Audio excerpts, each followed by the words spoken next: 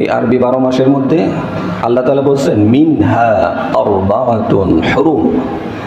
এই আরবি 12 মাসের মধ্যে 4 মাস হচ্ছে সম্মানিত মাস, জিলকদ, জিলহজ, মুহররম, এই তিনটা একসাথে। আর ওদিকে আছে রজব মাস। এই 4 মাস হচ্ছে আল্লাহর কাছে আরো সম্মানিত। আবার এই 4 মাসের মধ্যে রাসূল মুহররমের ব্যাপারে বলছেন শাহরুল্লাহিল মুহররম, যে মুহররম হচ্ছে আল্লাহর মাস, এটা আরো সম্মানিত। মুহররম মানে হারাম, নিষিদ্ধ, মুহররম মানে সম্মানিত। যেমন বাইতুল্লাহ, সব ঘরই তো আল্লাহর, কিন্তু কাবাকে আল্লাহ তাআলা বলছেন বাইতুল্লাহ, আল্লাহর ঘর, আমার ঘর। এই মসজিদ এটাও আল্লাহর ঘর, ডান পাশের মসজিদ সেটাও আল্লাহর ঘর, সবই আল্লাহর ঘর, সবই আল্লাহর মাস। কিন্তু নির্দিষ্ট করে আবার সম্মান দেওয়ার জন্য বলা হয়েছে এই মাস আল্লাহর মাস, বলা হয়েছে এই ঘর আল্লাহর ঘর, এমনিভাবে এই মাস আল্লাহর মাস। তো মুহররম মাস অনেক গুরুত্বপূর্ণ একটি মাস, মর্যাদার মাস, সম্মানের মাস। যেই মাস এতটুকুই সম্মানিত যে আল্লাহ তাআলা সকল ধরনের ফিতনা, ফাসাদ, যুদ্ধ, বিগ্রহ সব কিছুকে নিষিদ্ধ করে দিয়েছেন। সব মাসেই নিষিদ্ধ, এবং এই মাসের ব্যাপারে আরো গুরুত্ব করে বলা হয়েছে যে সকল ধরনের যুদ্ধ বিগ্রহ হারাম। কিন্তু কাফেরদের অত্যাচার, কাফেরদের জুলুম, কাফেরদের নির্যাতন, কাফেরদের বাড়াবাড়ির কারণে, এটা তাদের মোকাবেলা করার কারণে মুহররম মাসেও যুদ্ধ করা যেতে পারে, কোনো সমস্যা নেই, এটা তাদের বাড়াবাড়ির কারণে, কিন্তু এমনি এমনি না। তো মুহররম মাস সম্মানিত মাস, আর এই মাসের মধ্যে রয়েছে একটা দিন, বিশেষ দিন, সেটা হচ্ছে আশুরা। আশারা থেকে আশুরা, আশারা মানে হচ্ছে 10, আশুরা মানে দশম। এই দশম দিন এটাকে আরো মর্যাদা রাখা হয়েছে যে এই দিনে বিশেষ কিছু ঘটনা ঘটেছে। তো যত বিশেষ ঘটনা ঘটছে আমরা অনেক কিছুই শুনি, যে আদম আলাইহিস সালামকে জান্নাতে দেওয়া, সেখান থেকে বের করা, ইউনূস আলাইহিস সালামকে মাছের পেট থেকে বের করে দেওয়া, নানান কথা আমরা শুনি। কিন্তু বিশুদ্ধ হাদিসে এগুলি পাওয়া যায় না। বিশুদ্ধ মতে 2টি ঘটনা পাওয়া যায়। একটি হচ্ছে যে ফেরাউনের কবল থেকে মূসা আলাইহিস সালামের মুক্তি পাওয়া, এবং ফেরাউন ওই সাগরের মধ্যে ডুবে মরা, এই 2টা ঘটনা ছাড়া বিশুদ্ধ হাদিসে ওরকম কোনো ঘটনা পাওয়া যায় না আশুরার ব্যাপারে। আর আশুরা শুনলেই আমরা মনে করি কারবালা, যে আশুরা শুনলেই আমরা মনে করি কারবালা, কিন্তু কারবালার সাথে আশুরার কোনো সম্পৃক্ততা নেই, বরং এই দিনে কারবালার ঘটনা ঘটছে। এটা হচ্ছে যেমন সামনে যে আশুরা আসছে দশম, এই দিন যদি আপনার আত্মীয় স্বজন কেউ মারা যায় তো মরতে পারে, কোনো সমস্যা নাই। এখন এই আত্মীয় স্বজনের মরণের কারণে আশুরা না, বরং আশুরার দিন কেউ মারা গেছে, এটা হইতে পারে। তো এমনিভাবে হুসাইন রাদিয়াল্লাহু তাআলা আনহুর শাহাদাত হয়েছিল সেই দিন, এটা তো অনেক পরে। আশুরা তো আগের থেকেই রাসূল সাল্লাল্লাহু আলাইহি সাল্লাম নির্ধারণ করে দিয়েছিলেন। তো এই মাসের রোজা সম্পর্কে বলা হয়েছে, রাসূল সাল্লাল্লাহু আলাইহি সাল্লাম বলছেন আফদালুস সিয়াম বা'দা রমাদান শাহরুল্লাহিল মুহররম, যে সবচেয়ে ফজিলতের রোজা হচ্ছে রমজানের রোজা, আর রমজানের রোজার পরেই গুরুত্বপূর্ণ রোজা হচ্ছে মুহররমের রোজা। এবং মুহররমে শুধু দশম রোজা না, এর আগে পরে অন্যান্য সময়ও রোজা রাখা যেতে পারে, এবং বেশি বেশি রোজা রাখা উচিত। রাসূল সাল্লাল্লাহু আলাইহি সাল্লাম 4টা কাজ কখনোই ছাড়তেন না, 4টা আমল কখনোই রাসূল ছাড়তেন না, এই জন্য আমরাও ছাড়বো না। 1 নাম্বার হচ্ছে আইয়ামে বীজের রোজা রাসূল কখনোই ছাড়তেন না, অর্থাৎ চান্দ্র মাসের প্রত্যেক মাসের 13, 14, 15 তারিখের রোজা রাসূল ছাড়তেন না। আমরা কিন্তু অন্যান্য আমলের থেকে রোজা একটু পালন করতে বেশি পছন্দ করি। এমনি বিশেষ করে মহিলা যারা আছেন তারা নামাজ পড়বে না, পর্দা করবে না, কিন্তু রোজা রাখার মধ্যে পটু, রোজা রাখবে। তো এই জন্য আমরাও এটা করতে পারি, আল্লাহকে রাজি খুশি করার জন্য। রাসূল যেহেতু এই আমল কখনো ছাড়েন নাই, সবসময় করছেন, এই জন্য আমরাও করবো 13, 14, 15 তারিখের রোজা, প্রত্যেক চান্দ্র মাসের, জুলাইয়ের না, আগস্টের না, আগস্টের 13, 14 না, জুলাইয়ের 13, 14 না, সামনে মুহররম আসতেছে, মুহররমে। তো প্রত্যেক মাসের 13, 14, 15 তারিখের রোজা, আইয়ামে বীজের রোজা রাসূল কখনোই ছাড়তেন না।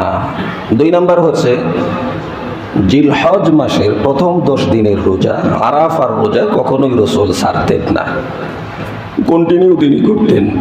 জিলহজ মাসের প্রথম 10 দিনের রোজা এবং আরাফার রোজা একই সাথে কখনোই নবীজি ছাড়তেন না। আর 3 নাম্বার হচ্ছে আশুরার রোজাও রাসূল কখনোই ছাড়তেন না। সিয়ামু ইয়াউমি আশুরা আহতাসিবু আলাল্লাহ আইয়ুকাফফিরা আস-সানাতাল্লাতী ক্বাবলাহু। এরকম একটা হাদিস আপনারা কিছুদিন আগেও শুনছেন না? সিয়ামু ইয়াউমি আরাফা আহতাসিবু আলাল্লাহি আইয়ুকাফফিরা আস-সানাতাল্লাতী ক্বাবলাহু ওয়াস-সানাতাল্লাতী বা'দাহু। আর এখানে হচ্ছে সিয়ামু ইয়াউমি আরাফা না, সিয়ামু ইয়াউমি আশুরা আহতাসিবু আলাল্লাহ আইয়ুকাফফিরা আস-সানাতাল্লাতী ক্বাবলাহু পর্যন্ত। আর ওই জায়গাতে ওয়াস-সানাতাল্লাতী বা'দাহু এইটুকু বাড়ানো, অর্থাৎ আরাফার রোজা যে ব্যক্তি রাখবে আমি রাসূল আল্লাহর কাছে এতটুকু আশা রাখি যে আল্লাহ তাআলা তার পূর্ব এবং পরের 2 বছরের গুনাহকে মাফ করে দিবেন। আর যে ব্যক্তি আশুরার রোজা রাখবে তার পূর্বের অর্থাৎ পিছনের 1 বছরের গুনাহকে আল্লাহ তাআলা মাফ করে দিবেন। কম হয়ে গেল না? কম হয়ে গেল না? গুনাহ মাফ করবেন, তারপরে সুবহানাল্লাহ নাই, আলহামদুলিল্লাহ নাই। তো এই যে গুনাহ মাফ করে দিবেন, কারণ কি? যে ব্যক্তি আশুরার রোজা রাখবে, আশুরার রোজা রাখলে আল্লাহ তাআলা পিছনের 1 বছরের গুনাহ মাফ, পিছনের 1 বছরের ঋণ মাফ করলে কিরকম খুশি? অনেক খুশি। কৃষি ঋণ নিছে, অমুক ঋণ নিছে, তমুক ঋণ নিছে, ঋণে জর্জরিত যারা ঋণ নিবে তারা কখনোই সোজা হয়ে দাঁড়াইতে পারবে না। এবং আল্লাহ তাআলা এই সমস্ত সম্পদ রাখবেনও না, এটা ধ্বংস করবেনই। হারাম সম্পদ, সুদ ঘুষের সম্পদ, এটা আল্লাহ তাআলা ধ্বংস করবেনই, করবেনই, করবেনই। এটা আল্লাহর ওয়াদা। আল্লাযীনা ইয়াকুলুনা আর-রিবা লা ইয়াকুমুনা কামা ইয়াকুমুল্লাযী ইয়াতাখাব্বাতুহু আশ-শাইতান। আর আল্লাহ তাআলা আরেক জায়গায় বলছেন বিহারবিন মিনাল্লাহি ওয়া রাসূলিহি। যারা 1 টাকা সুদ খাইল সে আল্লাহ এবং তার রাসূলের সাথে যুদ্ধ শুরু করে দিছে। এখন পারে কি পারে না দেখা যাক কি হয়। তো যাই হোক, হারাম মাল বেশি দিন টিকবে না, এটা তার সন্তান নষ্ট করবে, এটা অন্যভাবে নষ্ট হবে।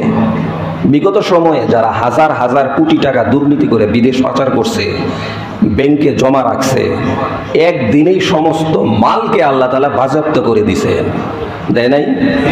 সব শেষ। তাহলে হারাম মাল তো থাকবে না, হাতে থাকবে না, শেষ। কোটি কোটি টাকার মালিক 1 টাকাও এখন তার হাতে নাই। কয়েকজন চোরের সাক্ষাৎকার দিছে, চোররা বলছে যে কেমনে কেমনে আমি ভারত গেলাম, কেমনে কেমনে পালাইলাম, এই সমস্ত ঘটনা তারা তুলে ধরছে। অমুকে এত টাকা চাইছে, তমুকে এত টাকা চাইছে, অমুকে আমার বর্ডার পার করে দিছে, এই ধরনের। তো হাতে টাকা নাই, থাকবে না, থাকবে না, এই টাকা থাকবে না।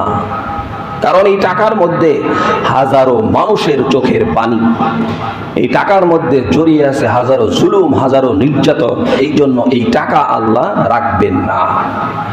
এই জন্য সম্পদ কামাইতে হবে হালাল, হালাল সম্পদ এটা থাকবে, এটা দীর্ঘস্থায়ী হবে। কিন্তু হারাম সম্পদ 40 বছর 100 বছর এর উপরে থাকবে না। তার সন্তান নষ্ট করবে, তার নাতি নষ্ট করবে, যেমনি হোক এটা নষ্ট হবেই হবে। এই জন্য হালাল সম্পদ ইনকাম করতে হবে। তো এই যে রোজার ফজিলতের কথা, যে এত ফজিলত যে তার 1 বছরের সমস্ত গুনাহকে আল্লাহ তাআলা মাফ করে দিবেন। তো 1 বছরের গুনাহ মাফ অনেক কিছু। বলতেছিলাম যে ঋণের কথা, 1 বছরের ঋণ মাফ হইলে কি অনেক কিছু, যাক সব মাফ পেয়ে গেলাম। তো এত খুশি ঋণ মাফ পাইলে, গুনাহ মাফ হবে, এটার জন্য খুশি হওয়া দরকার না? নাকি গুনাহ নাই আমাদের? এই জন্যও খুশি হইতে হবে। তো রাসূল সাল্লাল্লাহু আলাইহি ওয়াসাল্লাম যখন মদিনাতে গেলেন, দেখলেন যে ইহুদিরা রোজা রাখে। তো তাদেরকে বললেন কারণ কি, কিসের রোজা রাখো? তো তারা বলল, ইহুদিরা বলল যে আমরা মুসা আলাইহিস সালাম সহকারে ফেরাউনের কবল থেকে আল্লাহ তাআলা আমাদেরকে এই দিন নিষ্কৃতি দিয়েছেন, মুক্তি দিয়েছেন, এই জন্য শুকরিয়াতান আমরা রোজা রাখি। রাসূল বলছেন ফাআনা আহাক্কু বিমুসা মিনকুম, তোমাদের থেকে আমি আরো মুসার নিকটবর্তী, তোমাদের থেকে আমি মুসার আরো নিকটবর্তী। তো এই জন্য কি করব? এই জন্য আমিও রোজা রাখবো। ফাসমাহু, রোজা রাখার নির্দেশ দিলেন যে হে উম্মত তোমরাও রোজা রাখো এবং আমিও রোজা রাখবো। তো এরপর রাসূল সাল্লাল্লাহু আলাইহি ওয়াসাল্লাম বললেন যে ইহুদিরা তো একদিন রোজা রাখে, আমরা তাদের বিরোধিতা করে 2 দিন রোজা রাখবো। তো রাসূল রোজার মধ্যেও ইহুদিদের বিরোধিতা করতে বলছেন, ইবাদতের মধ্যেও তাদের বিরোধিতা করতে বলছেন। খ্রিস্টানরা সেহরি না খেয়ে রোজা রাখে, তোমরা সেহরি খেয়ে রোজা রাখো। ইবাদতের মধ্যেও তাদের বিরোধিতা করতে বলছেন। আর গুনার কাজে আর অন্য কাজ আমরা তাদের অনুকরণ করেই করতেছি। কত খারাপ কথা। তো রাসূল বলছেন তারা যেহেতু একদিন রোজা রাখে, তাহলে তোমরা 2 দিন রোজা রাখবে। আমি যদি আগামী বছর বেঁচে থাকি তাহলে 2 দিন রাখবো। কিন্তু রাসূল সাল্লাল্লাহু আলাইহি ওয়াসাল্লাম বেঁচে ছিলেন না, তার আগেই ইন্তেকাল করছেন। তো অর্ডার দিয়েছেন যে তোমরা আশুরা 2টা রোজা রাখবে, 9 তারিখ এবং 10 তারিখ। কোন দিন? 9 তারিখ অথবা 10 তারিখ, অথবা 10 তারিখ 11 তারিখ, পূর্বে পরে মিলে আশুরার সাথে একদিন মিলিয়ে তোমরা রোজা রাখবে। কেউ কেউ বলছেন কেউ যদি 3টা রাখে তাও সমস্যা নাই, আরো ভালো হয়। 9, 10, 11, এরপরে আবার মাঝখানে একদিন বাদ দিয়ে 13, 14, 15, তাহলে অধিক রোজা হয়ে গেল। তো এই যে রাসূল বলছেন যে তোমরা মুহররমে বেশি বেশি রোজা রাখো, আশুরার রোজা রাখো।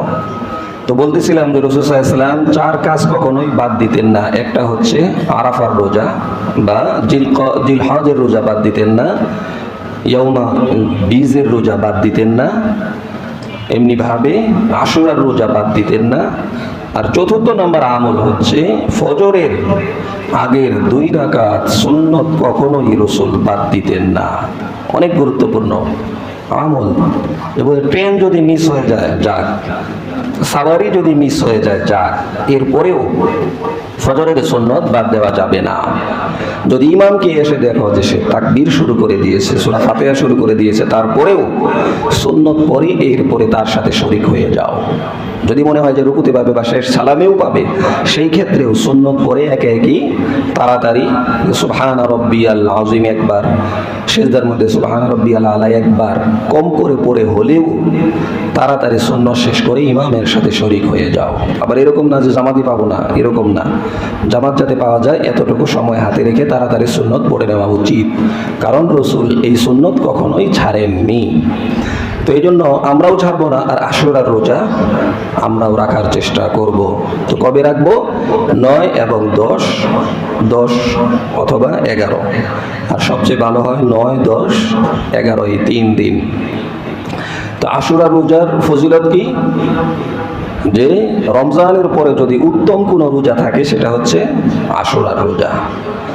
আর আরেকটা ফজিলত হচ্ছে 1 বছরের গুনাহকে আল্লাহ তাআলা মাফ করে দিবেন। এটা হচ্ছে 1 নাম্বার আমল। এই মাসের 1 নাম্বার আমল হচ্ছে রোজা রাখা। 1 নাম্বার আমল রোজা রাখা। আর এই মাসের আশুরার দিনের ঘটনা হচ্ছে 2টা। আর আমরা অন্য যত ঘটনা শুনি এগুলি সহিহ সনদে বর্ণিত নয়। 1 নাম্বার হচ্ছে বনি ইসরাইলকে আল্লাহ তাআলা ফেরাউনের হাত থেকে মুক্তি দিয়ে দিয়েছেন। حتى إذا أدركه الغرق قال آمنت أنه لا إله إلا الذي آمنت به بنو إسرائيل। যখন ফেরাউন এই সাগরের মধ্যে ডুবতে থাকে তখন সে বলে যে এইবার আমি ঈমান আনলাম, বনি ইসরাইলের আল্লাহর উপরে ঈমান আনলাম। তো আল্লাহ তাআলা কি বলছেন যে না, এখন আর ঈমান গ্রহণ করা হবে না, কারণ এখন সময় শেষ, এখন আর ঈমান গ্রহণ করা হবে না। এই জন্য তওবা সবসময় আগে থেকেই তওবা, না তওবা পরে করব এরকম না, কারণ তখন তার তওবা আর কবুল হয় নাই। কিয়ামতের আগে যখন পশ্চিম দিক থেকে সূর্য ওঠা শুরু করবে তখন থেকেই তওবা বন্ধ।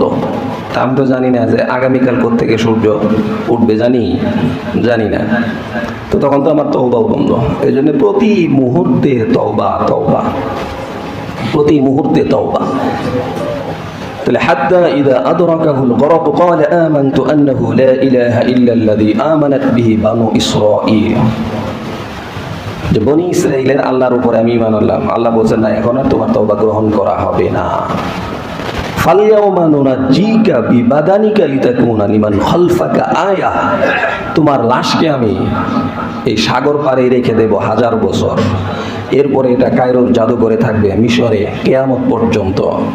আনেওয়ালা উম্মত কিয়ামত পর্যন্ত যারা আসবে তারা দেখবে যে আল্লাহ ফেরাউনের শাস্তি কিভাবে দিয়েছেন এবং আল্লাহ যে কোরআনে ফেরাউনের কথা বলছেন সেটা কিভাবে বাস্তবায়ন হচ্ছে সেটা দেখানোর জন্য এখনো পর্যন্ত কায়রোর জাদুঘরে ফেরাউনের লাশ মমি করা ওই অবস্থাতেই আছে। আল্লাহ রাখছেন এখানে নাই মমি করছে, প্রসেসিং করছে, এরপরে আছে। কিন্তু সাগর পারে যে 2000 বছর ছিল সেইখানে প্রসেসিংটা কেমনে ছিল, সেই প্রসেসিং কে করলো? সেই প্রসেসিং আল্লাহ করছে। সেই প্রসেসিং অমনিই রয়েছে। এবং ডক্টর মরিস বিকাইলি বা আরো অন্যান্য বিজ্ঞানীরা এটাকে পরীক্ষা করছেন যে ফেরাউনের লাশকে ব্রিটিশরা তাদের দেশে নিয়ে আসে পরীক্ষা করার জন্য এবং পাসপোর্টও করে তাদের লাশেরও পাসপোর্ট, মানে পাসপোর্টের মাধ্যমে লাশ নিয়ে যায় আর কি। হজে গেলে উমরায় গেলে ছোটো বাচ্চা শিশু বাচ্চারও কি রাখে পাসপোর্ট লাগে। তো তাদের দেশের নিয়ম অনুযায়ী এরপরে তারা দেখছে যে তার পুরা শরীর অমনি অবিকৃত ছিল, যে এটা লবণে শেষ করে নাই, কোনো মাছ তাকে আঘাত করে খায় নাই। কেন খায় না? এটা আল্লাহর হুকুম। আল্লাহ তাআলা বলছেন কি ফালইয়াউমা নুনাজ্জিকা বিবাদানিকা লিতাকুনা লিমান খালফাকা আয়া। ফালইয়াউমা এই যে আজকের এই লাশ, নুনাজ্জিকা তোমাকে যে নাজাত দিলাম এখান থেকে, ফালইয়াউমা নুনাজ্জিকা বিবাদানিকা বদন মানে শরীর, তোমার শরীরকে আমি রেখে দেব এই অবস্থাতেই আনেওয়ালা খালফাকা আনেওয়ালা উম্মতদের জন্য নিদর্শন স্বরূপ। তা আল্লাহ তাআলা এটা পারেন, এটা দেখায় দিছে। তো এই দুই ঘটনা আশুরাকে ঘিরে আছে। আর আশুরার 2 নম্বর আমল হচ্ছে বেশি বেশি তওবা করা, কারণ অনেক উম্মতকে আল্লাহ তাআলা এই দিন মুক্তি দিয়ে দিয়েছে। এমনিভাবে মূসা আলাইহিস সালামকে আল্লাহ তাআলা ফেরাউনের কবল থেকেও মুক্তি দিয়েছেন, যেহেতু এই দিন, এই জন্য এই দিন, এই মাসকে ঘিরে বেশি বেশি ইস্তেগফারের কথা বলা হয়েছে, বেশি বেশি তওবার কথা বলা হয়েছে। ইস্তেগফার এটা আল্লাহ তাআলার পক্ষ থেকে নিয়ামত।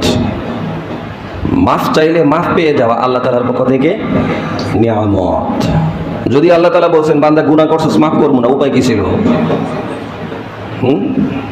আল্লাহর সাথে কি করতাম আমরা? আল্লাহ যদি বলতেন তো আমি না করছি আগে থেকে, গুনাহ কেন করলি আর মাফ করা হবে না, তখন উপায় কি ছিল? আল্লাহ তাআলা কত দয়ালু যে বান্দা আমি তোর অর্ডার দিছি করস নাই, নিষেধ করছি সেটা করছস, এরপরে আবার তওবার সুযোগ দিলাম, আমার কাছে মাফ চা, আমি মাফ চাইলেই আমি আল্লাহ মাফ করে দিব। আল্লাহ তাআলা যেহেতু মাফ চাইতে বলছেন তার মানে কি করবেন? মাফ করবেন। বস যদি বলে যে 3 দিন দেরি করে আসছো, দরখাস্ত লিখি স্যার, আবেদন লিখি, যে না আবেদন চলবে না, তার মানে মাফ হবে না। আর যদি বস বলে তাড়াতাড়ি আবেদন লিখে নিয়ে আসো, তার মানে কি? তার মানে এটা কবুল করা হবে। সে নিজেই বলতেছে যে আবেদন লেখো, দরখাস্ত লেখো, সরি বলো, সরি বললে মাফ করা হবে। মানে সরি যেহেতু বলতে বলছে তার মানে মাফ করা হবে। আল্লাহ যেহেতু ইস্তেগফার করতে বলছেন তার মানে আল্লাহ তাআলা মাফ করবেনই করবেন। অন্যান্য মানুষ মাফ চাইলে রাগ হয় বা খুশি হয়, কখনো মাফ করে কখনো করে না, আর বারবার ভুল করলে মাফ করতেও চায় না। আর আল্লাহ তাআলা বলছেন তুই যতবারই ভুল করস না কেন আমি আল্লাহ তোকে মাফ করেই দিব। প্রত্যেক নামাজের পরে 3 বার ইস্তেগফার, আস্তাগফিরুল্লাহ আস্তাগফিরুল্লাহ আস্তাগফিরুল্লাহ। এই লোকের যদি গুনাহ সমুদ্র বরাবর হয়ে যায় তাও আল্লাহ তাআলা তাকে মাফ করে দিবে। এই জন্যে বেশি বেশি ইস্তেগফার করা, আল্লাহর কাছে মাফ চাওয়া। আল্লাহর কাছে মাফ চাইতে গেলে তো মানুষকে জানায় করতে হয় না, কেউ জানে না আমি আল্লাহর কাছে মাফ চাইলাম, তো আল্লাহ তাআলা মাফ করে দিবেন। আল্লাহ তাআলা মাফ করে দিবেন। আল্লাহ মাফ করার জন্যই বসে আছেন, আল্লাহ মাফ করবেনই। والذين إذا فعلوا فاحشة أو ظلموا أنفسهم ذكروا الله فاستغفروا لذنوبهم ومن يغفر الذنوب إلا الله। আল্লাহ তাআলা বলছেন তোমরা যারা ফাহিশা কাজ করে ফেলছো, অশ্লীল কাজ করে ফেলছো, গুনাহ করে ফেলছো, নিজের উপরে জুলুম করছো, তাহলে আল্লাহকে স্মরণ করো।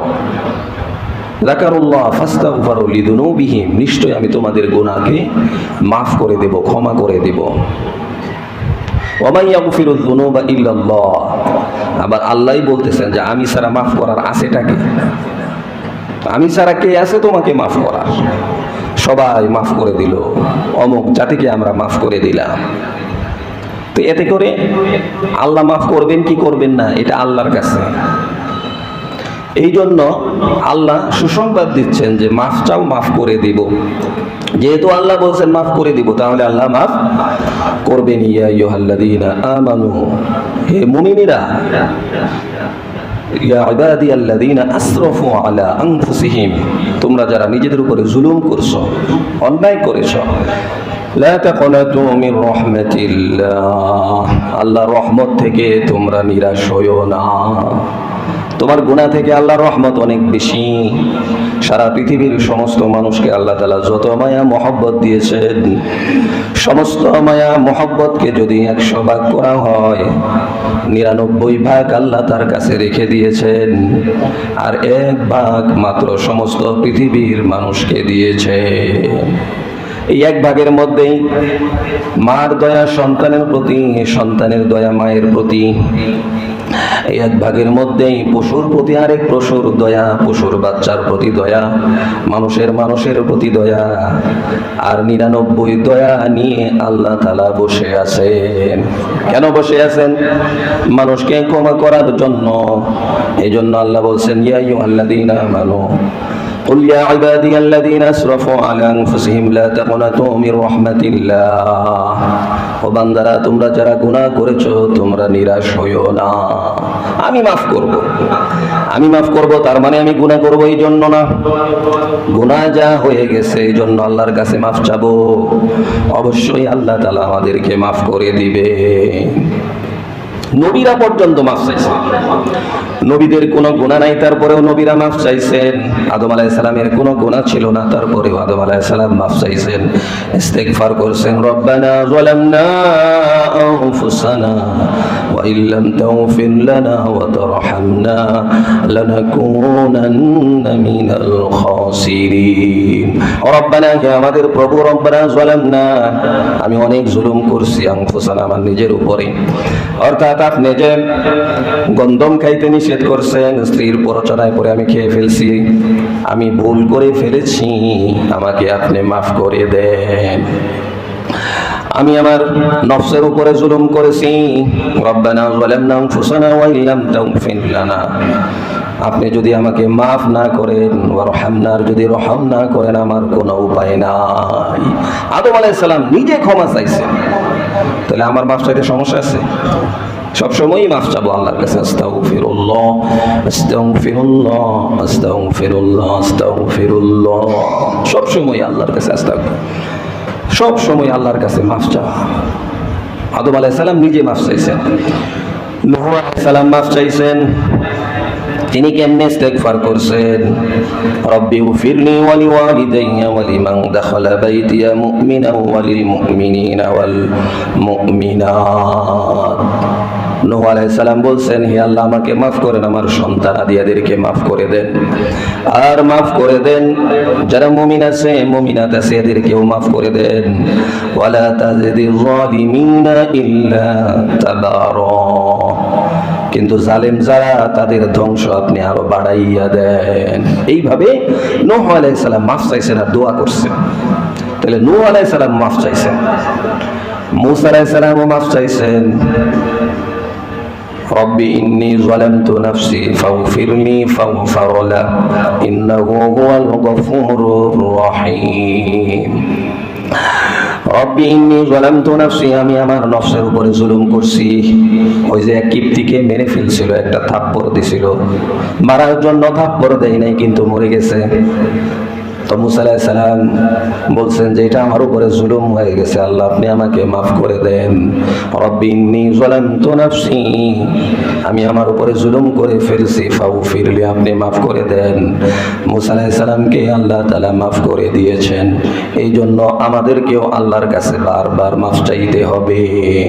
ফাইন্নী আতুবু ফিল ইয়াউমি ইলাইহি মিআতা মাররা, আমার নবী, বিশ্ব নবী মুহাম্মদ আরবি রাসূলুল্লাহ সাল্লাল্লাহু আলাইহি ওয়াসাল্লাম বলেন, ফাইন্নী আতুবু, হে উম্মত তোমরা আল্লাহর কাছে মাফ চাও, নিশ্চয় আমি আল্লাহর কাছে তওবা করি, ফিল ইয়াউমি, প্রত্যেকদিন, ইলাইহি মিআতা মাররা, 100 বার করে প্রত্যেকদিন আল্লাহর কাছে তওবা করি আর মাফ চাই।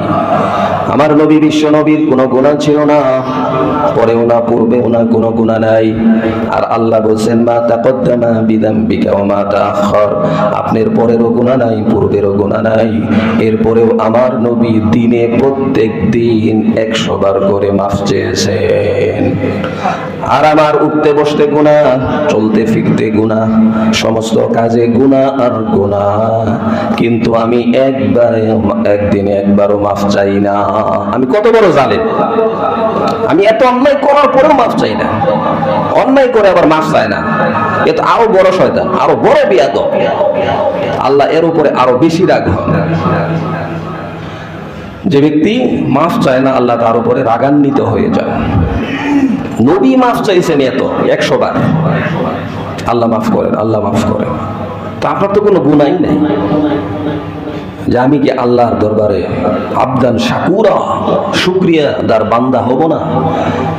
তো আল্লাহ তাআলা নবীদের ব্যাপারে তওবার কথা বলছেন তাদের মর্যাদা বৃদ্ধির জন্য। এই জন্য আমাদেরকে বেশি বেশি আল্লাহর কাছে মাফ চাইতে হবে। মাফ চাইলে সমস্যা আছে? গুনাহ আছে না নাই? কম না বেশি? অনেক গুনাহ, অনেক গুনাহ, গুনাহ আর গুনাহ। আজকে চতুর্দিকেই গুনাহ, সব জায়গাতেই গুনাহ, অন্যায়। আমাদের বিরোধিতা একজন করলে আমরা কত রাগ হই,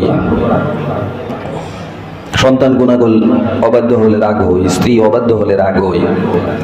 তা আমাদের রাগ যেই পরিমাণ, আমরা যেই ধরনের অবাধ্যতা করি আল্লাহর সাথে, আল্লাহ যদি আমাদের মতো রাগ হইতেন উপায় কি ছিল? এত কিছুর পরেও আল্লাহ খাওয়াইতেছেন, খাওয়ার সময়ও গুনাহ করতেছি। মোবাইলে সিনেমা একটা সাইডে, নাটক একটা সাইডে খায়, দেখবেন অনেক সময় পানিও কিন্তু গলার মধ্যে ঠেকে যায়, নিঃশ্বাস বের হইতে চায় না। আল্লাহ যদি বলেন যে আজরাইল গলার মধ্যে একটু চাপ দিয়ে ধর, আমার নিমক, আমার রিজিক খাওয়ার সময়ও সে হারাম দেখতেছে, তাহলে উপায় নেই, শেষ। কিন্তু আল্লাহ রাগ হয় না, আল্লাহ আমাদের মতো এত রাগই না। আল্লাহ যদি আমাদের মতো রাগ হইতেন তাহলে কত কিছুই বন্ধ হয়ে যেত। কিন্তু আল্লাহ রহম করেন যে বান্দারে সুযোগ দেই। বান্দা যখন একটা গুনাহ করে, কিরামান কাতিবিনা ইয়ালামুনা মা তাফআলুন, আমাদের দুই কাঁধে দুই ফেরেশতা। কিরামান কাতিবিন, তাদের নাম না, এটা হচ্ছে সম্মানিত ফেরেশতা দ্বয়। তারা লিখেন, ডান পাশের ফেরেশতা ভালোটা লিখেন, নেক লিখেন, বাম কানের ফেরেশতা খারাপটা লিখেন। তারা লিখতেছেন। আমি যদি মনে করি যে লিখতেছে আমার কাজটা, গত সপ্তাহে 7,950 টাকা আসছিল, তো আমরা মসজিদের রুমাল যাচ্ছে, সবাই পকেটে হাত দেন, কেউ বাদ যাবেন না, সবাই পকেটে হাত দিই। পকেটে হাত দিয়ে মসজিদে আল্লাহর ঘরে দান করেন, আল্লাহ তাআলা আপনার রিজিকের মধ্যে বারাকা দান করবেন। রিজিক আসলে কাকে বলে? রিজিক শুধু টাকা পয়সা না, সম্পদ না। রিজিক 1 নাম্বার রিজিক হচ্ছে আপনার সুস্থ থাকা। আপনার সুস্থতা হচ্ছে 1 নাম্বার রিজিক। রিজিক মনে করি যে টাকা পয়সা পাইলাম এটাই রিজিক, না, এটা রিজিক না। ভাত খাইলাম এটা রিজিক, রুটি খাইলাম এটা রিজিক, ফল খাইলাম এটা রিজিক, না, এটা রিজিক না। রিজিক হচ্ছে 1 নাম্বার ব্যাখ্যা রিজিকের নিজে সুস্থ থাকা। তাহলে আল্লাহর রাস্তায় দান করলে আল্লাহ তাআলা রিজিক বাড়িয়ে দেন, তার মানে কি? সুস্থতা বাড়িয়ে দিবেন। 2 নাম্বার হচ্ছে সন্তান সন্ততি, এগুলি আপনার জন্য মঙ্গল হবে, এই ধরনের অবস্থা তৈরি হবে আর কি। অর্থাৎ তাদের দ্বারা আপনি উপকৃত হবে, তারা ভালো থাকবে। এটা হচ্ছে 2 নাম্বার রিজিক, সন্তান দেওয়া। কারো সন্তান নাই, সম্পদ নাই, এটাও একটা রিজিক। এরপরে রিজিক তো আছে। তাই জন্য রিজিক শুধু এটা না, খাবার দাবার খাইলাম এইটাই রিজিক। তো যখনই আল্লাহর রাস্তায় দানের সুযোগ আসে তখনই দান করব। আমি যদি এইখানে 1 টাকাও না দিই, এই মসজিদ যেমনি চলছে এমনিই চলবে। এই যে টাইলস লাগছে, অনেকে আছে 1 টাকাও দেয় নাই, টাইলস লাগছে কি লাগে নাই। এই যে এসি লাগছে, অনেকে আছে 1 টাকাও দেয় নাই, কিন্তু চলতেছে। এই সবই হবে, এটা আল্লাহর ঘর, আল্লাহ চালাবেনি। আমি না দিলে আরেকজনকে আল্লাহ দেওয়াবেন, আমি না দিলে আরেক এলাকার তাকে বলবেন, তার মনের মধ্যে উদয় করে দিবেন অমুক জায়গায় যা টাকা দিয়া দিবেনি আল্লাহ। আমার উপরে কিছুই ডিপেন্ড করে না। এই জন্য আমি দিলে আমার সুযোগ, আমার জন্য ভালো। তো ইস্তেগফারের কথা বলতেছিলাম, বেশি বেশি আল্লাহর কাছে মাফ চাওয়া, আল্লাহর কাছে ক্ষমা চাওয়া। রসুলের কোনো গুনাহ ছিল না, তারপরে রসুল 100 বার মাফ চাইছেন। আর আমাদের গুনায় পরিপূর্ণ জীবন, আমরা একবারও মাফ চাই না। এই জন্য উঠতে বসতে, সকালে সন্ধ্যায় দুপুরে সব জায়গাতেই আল্লাহর কাছে বেশি বেশি মাফ চাইতে হবে। আস্তাগফিরু রাব্বাকুম ইন্নাহু কানা গফফারা, যে তোমরা বেশি বেশি আল্লাহর কাছে মাফ চাও, তো আল্লাহ তাআলা তোমাদেরকে মাফ করে দিবেন। যদি আল্লাহ বলতেন যে মাফ করবো না, উপায় কি ছিল? তাহলে উপায় ছিল না। এই জন্য আল্লাহ এত সুযোগ দিছে যে বান্দা গুনাহ করছস, আমি আবার মাফও করে দেব, এই সুসংবাদও দিয়ে দিছি। শুধু তাই না, মাফ করব, শুধু তাই না, আর অনেক কিছুই দিব। ফাকুলতু আস্তাগফিরু রাব্বাকুম ইন্নাহু কানা গফফারা ইউরসিলিস সামাআ আলাইকুম মিদরারা। বান্দা, তোরা যদি আমার কাছে মাফ চাস, মাফ তো করবই করব। ইস্তেগফার পড়ার কারণে, মাফ চাওয়ার কারণে আমি আসমান থেকে তোদের জন্য বৃষ্টির ব্যবস্থা করে দিব। বৃষ্টির ব্যবস্থা করব। বৃষ্টি যদি আল্লাহ না দিতেন, উপায় কি ছিল? বৃষ্টির কারণেই শস্য শ্যামল, এই যে ফসলাদি এগুলি জন্মে। আবার এই যে সাগর নদী, এগুলিতে পানি জমা হয় বৃষ্টির কারণে।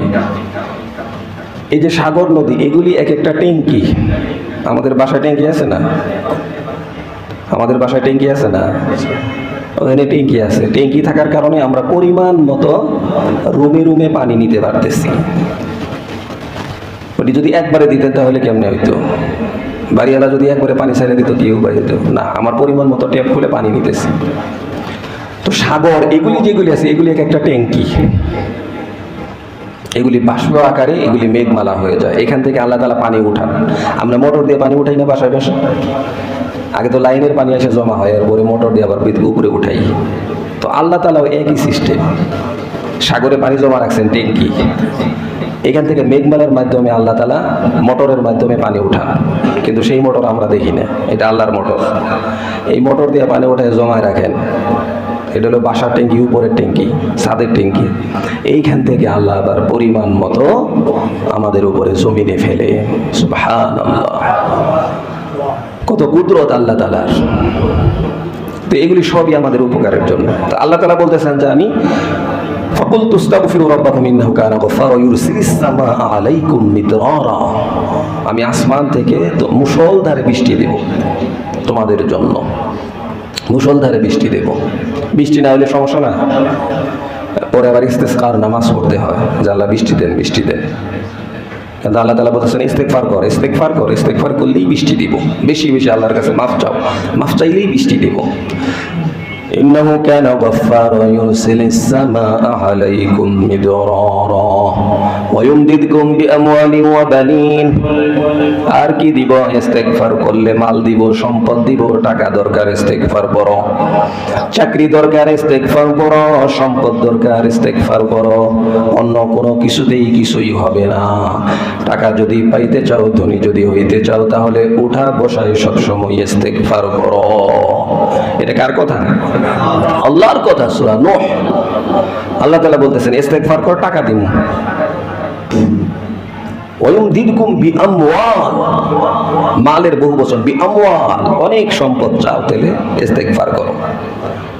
উঠা বসা ইস্তেগফার, আস্তাগফিরুল্লাহ, আস্তাগফিরুল্লাহ, আস্তাগফিরুল্লাহ, আস্তাগফিরুল্লাহ। আল্লাহ আপনার কাছে মাফ চাই, মাফ চাই, মাফ চাই। তো মাফ চাইলেই খুশি, আর মাফ না চাইলে তেরা হয়ে থাকলেই কি? আপনার পাশে বসছে একজনে, ভুল করছে, তো সে যদি সরি না বলে, তাহলে মেজাজ খারাপ হয় না? আর এক ছবিতেই সব শেষ। আর সাধারণ একটা বিষয় নিয়ে বসছে একসাথে, তো সেও মাফ চাবে না, সেও মাফ চাবে না, সেও মাফ চাবে না, সেও মাফ করবে না। পরিস্থিতি কি হয়? পরিস্থিতি হত্যাকাণ্ড পর্যন্ত হয়ে যায়। আর আমাদের দেশে তো একদম ইজি হত্যা। বিয়ে বাড়িতে গোশত নিয়ে মারামারি, গেট নিয়ে মারামারি, বিয়ে তো হবে দূরের কথা, এক পর্যায়ে বরের চাচাই মাইরা ফেলাইছে। যা গোশত কম দিছিস কে? জীবনে গোশত খাই নেই, জন্মের খাওয়া খাওয়া আজকে মনে করছি। তো গোশত খাওয়া নিয়ে মানুষ মাইরা ফেলছে। আবার ইদানিং তো মানুষ মারার ভিডিওর অভাব নাই, কেন যে মারতেছে নিজেও জানে না। সামান্য বিষয় নিয়ে কথা কাটাকাটি হয়েছে, কবে এটা নিয়ে সেটা নিয়ে কেউ দেখে ফেলছে, অপরাধ করছে, তাকে মেরে ফেলছে। এই ধরনের অপরাধের শেষ নাই, মানুষ মেরে ফেলতেছে। তাহলে ক্ষমা না চাইলে রাগ হয় মানুষ, আল্লাহ তাআলাও রাগ হন মাফ না চাইলে। এই জন্য আল্লাহ তাআলা বলছেন বেশি বেশি মাফ চাই, মাফ চাইলে সব শেষ। আমার কাছে মাফ চাও, সবাই মনে করে আমার কাছে মাফ চাক, তাহলে সব শেষ। আর মাফ না চাইলে খবর আছে, যেইখানে নিব। তাই জন্য মাফ চাইতে হবে আল্লাহর কাছে। ফাকুলতু আস্তাগফিরু রাব্বাকুম ইন্নাহু কানা গাফফারা ইউরসিলিস সামাআ আলাইকুম মিদরারা ওয়া ইউমদিদকুম বিআমওয়ালিন ওয়া বানিন। আর মাফ চাইলে কি করব? সম্পদ দিব, সম্পদ দিয়ে পরিপূর্ণ করে দিব। ওয়া বানিন, এবং সন্তানাদি দিব। সন্তানাদি, যাদের সন্তান হয় না তাদেরকে এক আমল করতে হবে। অমুক পীরের কাছে, অমুক মাজারে, অমুক জায়গায় যাওয়া, তমুক জায়গায় যাওয়া, এগুলি সব বাদ দিতে হবে। এগুলিতে কিচ্ছু হবে না।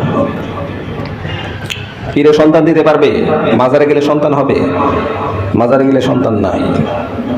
দেখেন অনেক পীর সাহেব আছে, তার নিজেরই সন্তান নাই, কিন্তু নিজেরটাই পারে নাই, এই আপনারটা কেমনে পারবে?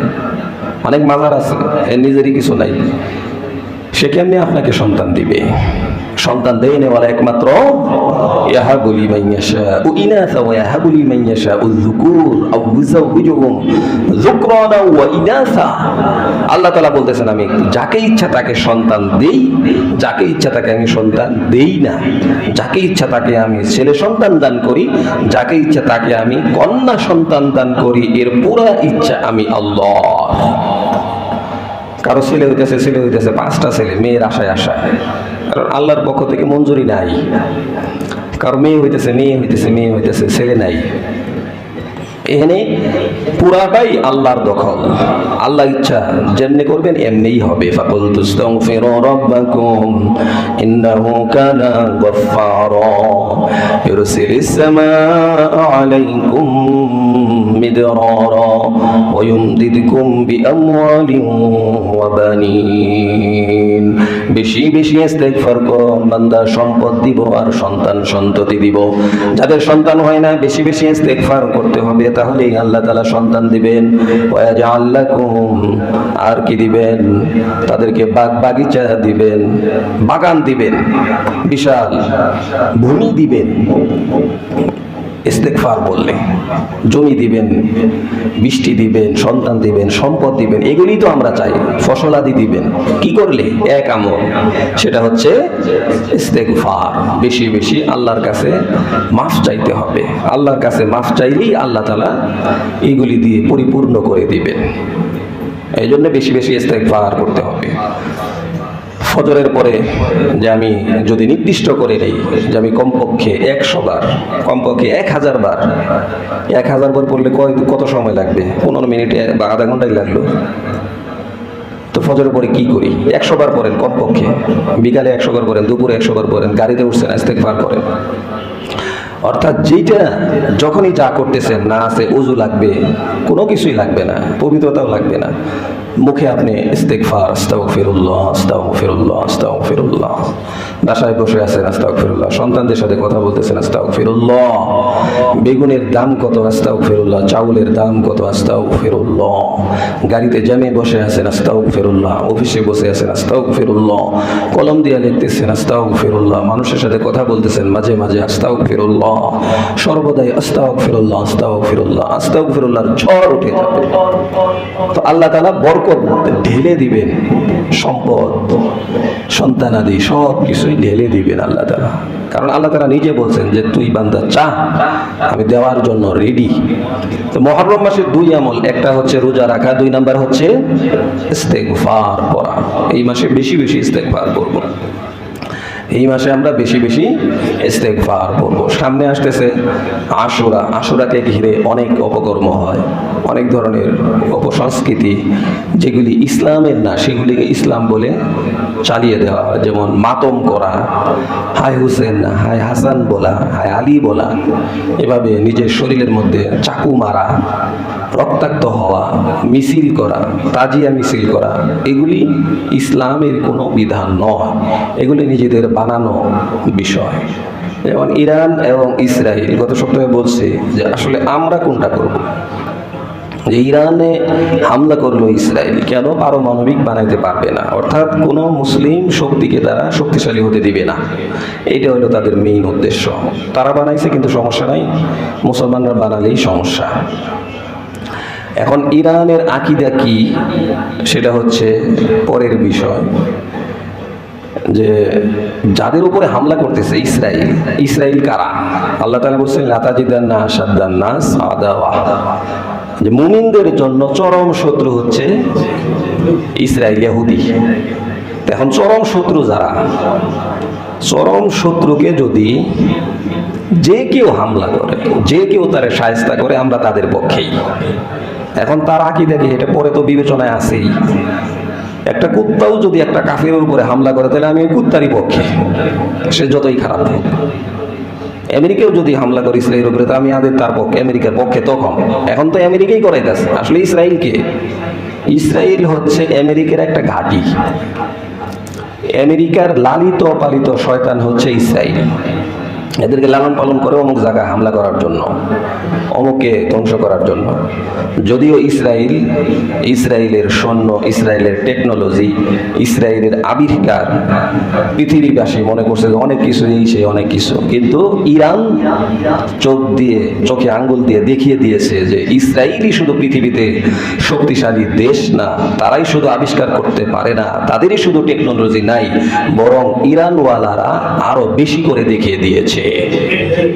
তারা দেখাইছে মিসাইল হামলা কেমনে করতে হয়, তারা দেখাইছে কেমনে টেকনোলজির মাধ্যমে রাডারকে কেমনে ফাঁকি দিতে হয়, ফাঁকি দিয়ে কিভাবে তাদের আবাসন ভূমিতে বিভিন্ন আবিষ্কারে যে সমস্ত ভূমি ছিল, বিল্ডিং ছিল, এগুলোকে কিভাবে ধ্বংস করতে হয়, এটা ইরান দেখায় দিয়েছে। শেষ পর্যন্ত ঘরোয়াভাবে মাফ চাইতেও বাধ্য হয়েছে, তাদের কাছে আর কিছু ছিল না। তো পৃথিবীবাসীর বোঝা উচিত যে ফিলিস্তিনে এতদিন পর্যন্ত ইসরায়েল যেই পরিমাণ ধ্বংসলীলা চালিয়েছে, তার কিছুটা নমুনা ইসরায়েলেও আমরা দেখতে পেয়েছি। এইটাই আলহামদুলিল্লাহ, যে এতদিন ধরে মুসলমান ফিলিস্তিনদেরকে মারছস, গাজাবাসীকে মারছস, বিল্ডিং শেষ, হাসপাতাল শেষ, মানুষ শেষ, এমনিভাবে কিছুটা নমুনা ইসরায়েলেও পাওয়া গেছে ইরানের মাধ্যমে। এই জন্য আমরা এখন ইরানের পক্ষে। তাদের আকীদা, তারা মুসলমান অমুসলিম সেটা তো আছেই পরে, যখন আমাদের সাথে আকীদার সংঘর্ষ লাগে তখন। কিন্তু আমার একটা বড় শত্রুকে তারা যে শায়েস্তা করতে পারছে, এইটাই হচ্ছে সবচেয়ে বড় বিষয়। কিন্তু ইরান, তারা মুসলমান কি কাফের, তারা শিয়া, এগুলির অনেক আলোচনা আছে। তারা মুসলমান কিনা এটা নিয়েও দ্বিধাদ্বন্দ্ব আছে, এবং তাদের মধ্যে অনেক দল আছে, উপদল আছে, তারা 12টা দলে বিভক্ত। এখন যে আয়াতুল্লাহ খামিনি আছে, সে নিজেকে 11তম ইমাম দাবি করে। এর পরবর্তীতে ইমাম মাহদি আসবেন, তাকে তারা 12তম ইমাম দাবি করে, যে তিনি একটা কূপের মধ্যে আছেন, সেখান থেকে উঠে আসবেন। এই ধরনের অনেক কথা আছে, অনেক বিভ্রান্তি আছে। তো আমাদের অবস্থান এখানে একটাই, যে আমাদের বড় শত্রুকে যেই মারবে আপাতত আমরা তাদের পক্ষে, এটাই হচ্ছে মূল কথা। তো আমাদের আকীদার বিষয়ে আবার জ্ঞান থাকতে হবে, যে আশুরা আসলেই যারা মুহররম বা কারবালা এগুলি নিয়ে কথা বলে, এগুলিকে ঘিরে আমরা কোনো ধরনের কুসংস্কার আমরা করব না এবং এগুলিকে সাপোর্ট দিব না।